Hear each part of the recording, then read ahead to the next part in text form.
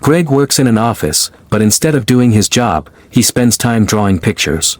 He keeps imagining a beautiful place and a beautiful woman. They feel very real to him. His daughter, Emily, calls to check on him and his shoulder injury. She invites him to dinner to celebrate her graduation. Greg doesn't want to go because he doesn't get along with his ex-wife and is afraid he'll ruin the evening. Instead, he offers to take Emily and her brother out the next day. Later, Greg calls the pharmacy to get more medicine, but they say he has no refills left. He takes his last pill and goes to a meeting with his boss, Bjorn, not realizing his wallet is shaking strangely on the desk. Bjorn yells at Greg for always drawing instead of working and fires him. Greg is shocked and doesn't know how to react. When Bjorn touches his hurt shoulder, Greg snaps and pushes him. Bjorn falls, hits his head on the desk, and dies. Greg panics. Someone is in the bathroom, and the emergency door would set off an alarm. So, he hides Bjorn's body by hanging it out the window and covering it with a curtain. When the secretary walks in, Greg pretends Bjorn never showed up. Then he leaves. At a bar, Greg gets a strong drink. He sees a woman named Isabel looking at him. She starts doing strange hand movements and tells him that he must be real because her powers don't work on him. She waves her hand and makes a waiter drop things. Isabel says she created the world they are in and that it's not real. She wants to help Greg. She asks him to help her get a necklace back from her ex-boyfriend. Greg finds the man passed out, takes the necklace, and gives it to Isabel. The necklace has yellow crystals that give powers inside the fake world. She tells Greg that he's now free, and they use the powers together. They make it look like Bjorn jumped out the window by himself. Later, Greg sells his phone and leaves his old life behind. He moves to a hidden camp with Isabel. There, they watch the news and see that Bjorn's death is called a suicide. Isabel teaches Greg how to use the powers. He can light candles just by thinking. Greg also shows her drawings of a beautiful house and woman. Isabel says it's her, and that he's been remembering the real world. They kiss. Meanwhile, Emily tries to find her dad and asks her brother, Arthur, to help. Arthur refuses. He says Greg is a drug addict and always makes excuses. Back with Isabel, Greg uses his powers to make people fall at a roller rink. At first, he feels bad, but Isabel says it doesn't matter, none of the people are real. They have fun and even steal clothes. Later, they're arrested, but released without giving names.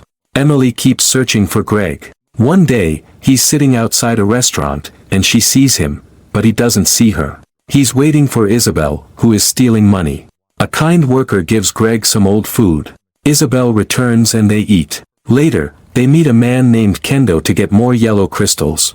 Emily finds Greg and begs him to come with her. Greg promises to go to her graduation, but she says it already happened 2 weeks ago. He's confused and lost track of time. He still refuses to leave Isabel. Greg looks at a picture Emily gave him and feels sad. Isabel returns and tells him Emily isn't real. Suddenly, a gang tries to attack them, and Greg uses too much power to defend them. He tries to call Emily but can't reach her. When he returns, Isabel is angry. She says someone stole the crystals and thinks Greg chose Emily over her. They fight, and Isabel shows him a new kind of crystal, blue ones, that can take them out of the fake world and into the real one. Greg takes the blue crystals and wakes up in a strange room, dressed nicely, connected to a machine. He sees Isabel there too, healthy and awake. A technician tells them they left the simulation on purpose. Greg is confused, so Isabel explains that most people in the fake world are not real, only those connected to the machine are real. They go outside, and Greg sees a beautiful, advanced world with flying cars and holograms. Isabel says they live in a house just like the one he always drew. Greg has memory loss, but Isabel says it's normal and his memories will return. That night, they talk more. Isabel says the world used to be horrible, pollution, poverty, and suffering were everywhere. But then technology solved everything. Science cleaned the planet, robots did all the work, and mining from space made everyone rich. People got bored with perfect life. So, Isabel invented the brain box to let people live difficult lives again so they'd appreciate the real world more. Greg thinks the idea makes sense.